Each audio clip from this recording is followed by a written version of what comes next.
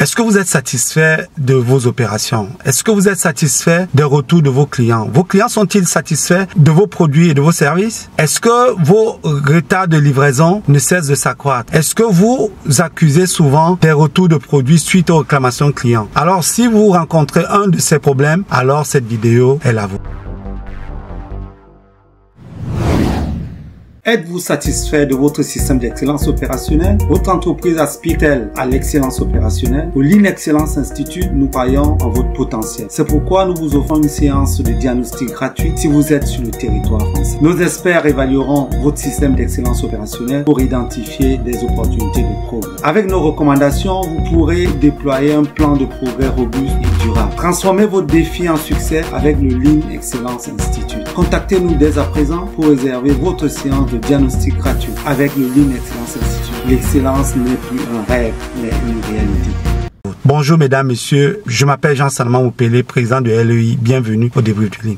Le Débrief du Lean est votre capsule qui décrypte et analyse l'excellence opérationnelle à travers le monde. Si vous êtes nouveau dans cette chaîne, je vous invite à vous abonner, à partager massivement pour tous ceux qui ont de l'appétence pour l'excellence opérationnelle. Aujourd'hui, je m'en vais vous partager un outil formidable du Lean Management appelé VSM. C'est quoi la VSM? Ceux qui travaillent dans le pet food vont confondre la VSM avec la viande séparée mécaniquement. Non, les bouchers le savent. Nous ne sommes pas en boucherie ici. Il s'agit ici de la Value Stream Mapping, la cartographie de flux de valeur. C'est quoi la cartographie de flux de valeur? La cartographie de flux de valeur est cet outil qui va nous permettre de voir nos opérations de façon globale et d'engager des initiatives d'amélioration continue. Et dans le seul but de satisfaire systématiquement nos clients. J'entends ici les clients finaux. Alors, cette vidéo va vous permettre de découvrir ce que c'est que la VSM. VSM, cartographie de flux de valeur. C'est tout simplement une photo de l'existant, de l'état de vos opérations, et dans cette photo de l'état de vos opérations, vous allez identifier un flux, vous allez cartographier le flux et vous allez identifier finalement là où vous créez de la valeur pour le client. Et tout ceci va nous permettre donc de détecter les dysfonctionnements, les problèmes pour pouvoir finalement répondre efficacement au délai de livraison, aux réclamations clients et va nous permettre de maîtriser notre lead time. C'est quoi le lead time? Le lead time, c'est le temps de traversée de notre produit. Si vous maîtrisez le lead time, si vous maîtrisez le temps de traversée de votre produit, et vous savez tout ce qui peut ralentir ce temps de traversée, vous êtes capable de répondre efficacement à la demande de vos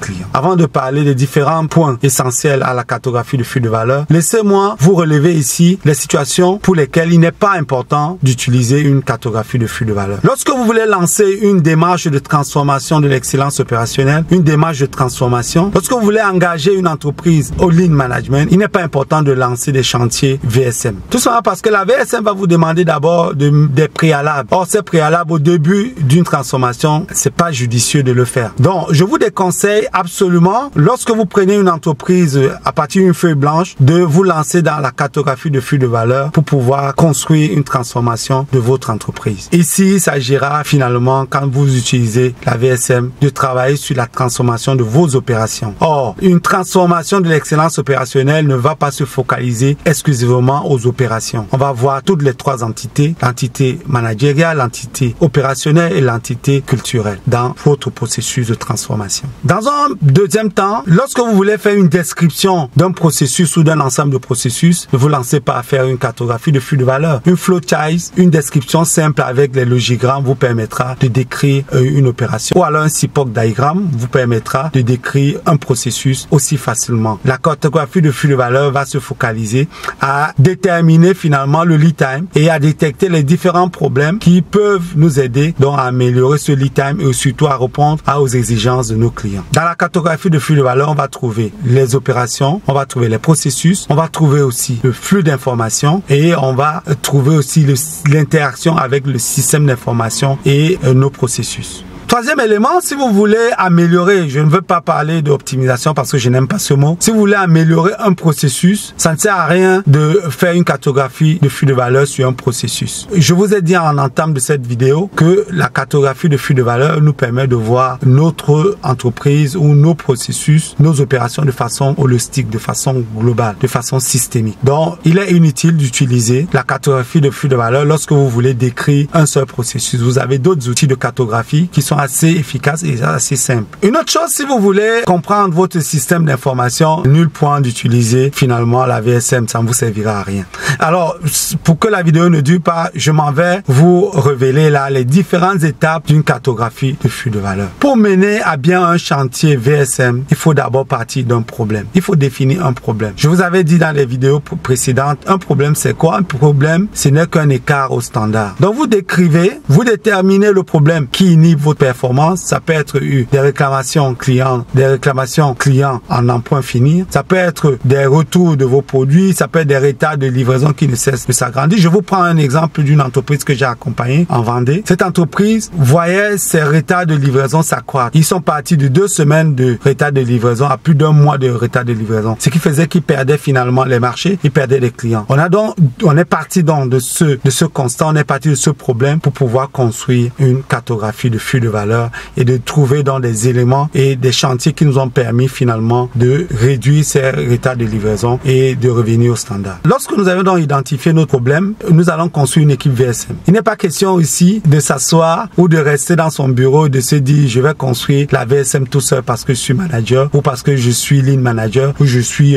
consultant, je sais pas quoi. Il faut construire une équipe. C'est une équipe pluridisciplinaire qui va engager les parties prenantes et faire passer facilement les réformes que vous allez déployer lors de la mise en place de votre roadmap. Après avoir défini l'équipe VSM, faites une formation à la détection de problèmes. C'est quoi les problèmes et quels sont les différents gaspillages que vous pouvez découvrir dans votre système, dans votre organisation. Prenez la peine de les former, de partager aussi tout ce qui est comme élément d'entrée pour la construction de VSM. J'entends par là des pictogrammes, j'entends par là les différents symboles que vous allez utiliser pour construire votre VSM. Il va falloir que vous soyez d'accord sur un ensemble de symboles, un ensemble de jargon, un ensemble de langage que vous allez utiliser tous ensemble pour avancer d'une seule voie. Donc la formation est capitale après la construction de l'équipe VSM. Les former à la détection de problèmes, les former au Gemba, au terrain, comment on va sur le terrain et qu'est-ce qu'on va chercher sur le terrain, comment on cartographie, quels sont les éléments essentiels à cette cartographie et comment est-ce qu'on construit une roadmap. Tous ces éléments-là, vous deviez les intégrer dans une formation qui va durer théoriquement 1 à 2 heures. Tout dépendra du niveau de compréhension de vos apprenants ou alors des membres de l'équipe VSM. Lorsque vous avez donc formé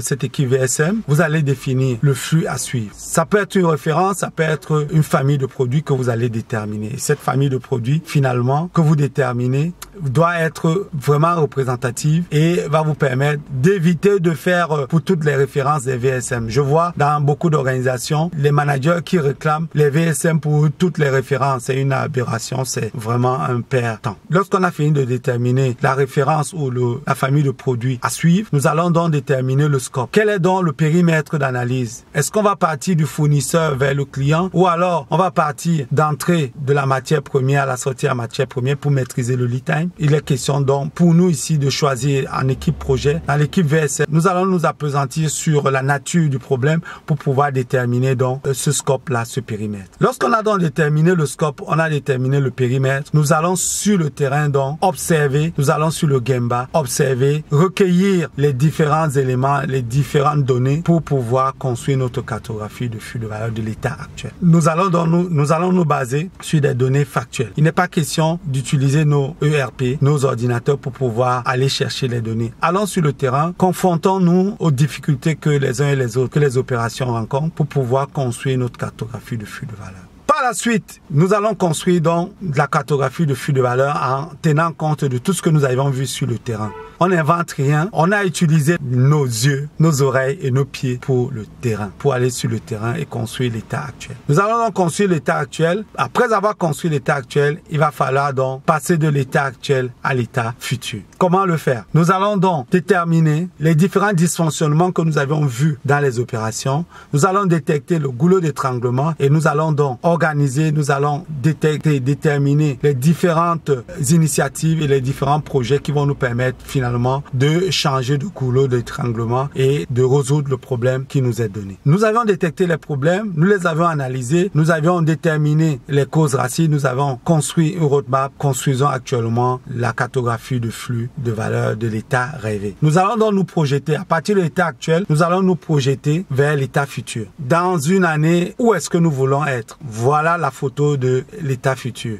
Je prends un exemple des dents. À cet instant, j'ai des dents jaunes. Je construis l'état actuel, j'ai des dents jaunes. Dans une année, voilà où je veux être. Je vais avoir des dents blanches. Voilà l'état rêvé. Donc, comment je fais pour passer des dents jaunes aux dents blanches? Je construis donc une roadmap qui va me permettre, in fine, d'atteindre l'objectif. Lorsque nous avons fini par construire notre état rêvé, nous allons donc construire la gouvernance de la VSM. Comment est-ce que nous allons mettre en place notre roadmap établie pour atteindre cet état rêvé? Et quels seront les jalons? Quelles seront les routines de management qui vont nous permettre finalement d'atteindre cet état-là? Comment on s'organise? Quels sont les meetings? Quelles sont les routines que nous mettons en place pour pouvoir donc atteindre l'objectif rêvé? Cette gouvernance de la VSM va passer systématiquement à la construction de notre A3. Ce A3 VSM va nous permettre de communiquer tout au long de l'année sur notre chantier et sur la mise en place de nos projets et de nos initiatives. Il est important de souligner le caractère important du A3 de notre VSM. C'est avec ce A3 que nous allons communiquer toute l'année pour les parties prenantes et surtout pour